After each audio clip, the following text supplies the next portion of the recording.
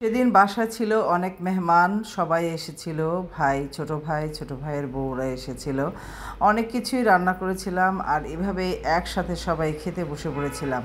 ওই যে গুঁড়া মাছটা চচ্চড়ি বসিয়েছিলাম, এই যে এভাবে হাতে মেখে টমেটো, পেঁয়াজ, কাঁচামরিচ দিয়ে কি যে মজা হয়েছিল!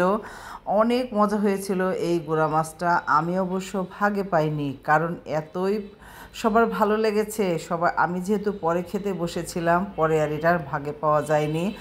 আর এইখানে এভাবে পোলাও রান্না হচ্ছে। আমি কিন্তু এভাবে পোলাও রান্না করি না। লাবণী যখনই পোলাও রান্না করে এইভাবে পানি ফুটিয়ে সব মশলা দিয়ে তারপরে এই চালটা দিয়ে দেয়, এভাবে রান্না করে। তোমরা কে কে এভাবে পোলাও রান্না করো আমাকে একটু জানাও। আমার ছোট খালা উনি এইভাবে রান্না করতেন। উনার পোলাওটা এত মজা হতো। আল্লাহ উনাকে জান্নাতুল ফেরদৌস দান করুন, আমিন। কারণ উনি আর এই দুনিয়াতে নেই।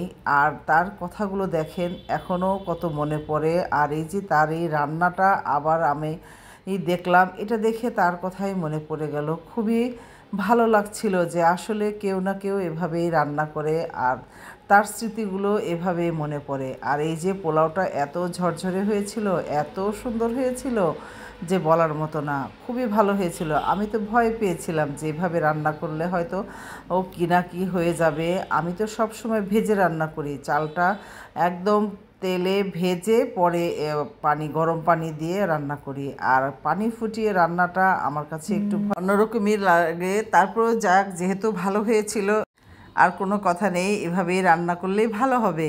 আর এই যে গরুর মাংসটা একদম বসিয়ে দিয়েছিলাম, ভুনা ভুনা হয়ে গেছে।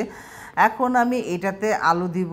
আলুটা বেশ লাল করে নিয়েছি। এখনকার আলুগুলো জানি কেমন, তাই না? একটু বেশি মিষ্টি আর খুব তাড়াতাড়ি নরম হয়ে গলে যায়। একটু ভালো লাগে না খেতে, কিন্তু বাচ্চাদের তো আর তা মানানো যাবে না। ওদের তো এই আলুই পছন্দ, তাই অনেকগুলো আলু দিয়েছি আজকে আমি। কারণ শেষের দিকে দেখা যায় ছেলে শুধু বলে আলু কোথায়, আলু নাই মাংসতে। এই অবস্থা। আমার বাসায় তো ছেলে শুধু মাংসের থেকে আলুই বেশি খুঁজবে, যে এত পছন্দ আলু।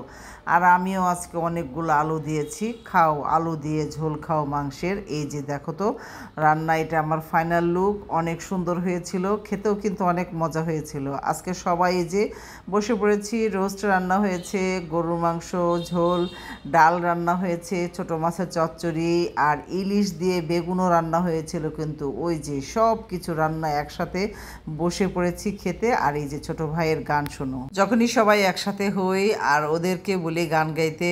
আমার ছোট দুই ভাই গান গায়, এই মিতু আর মহিদ। ওদের এত সুন্দর গলা, খুব ভালো লাগে।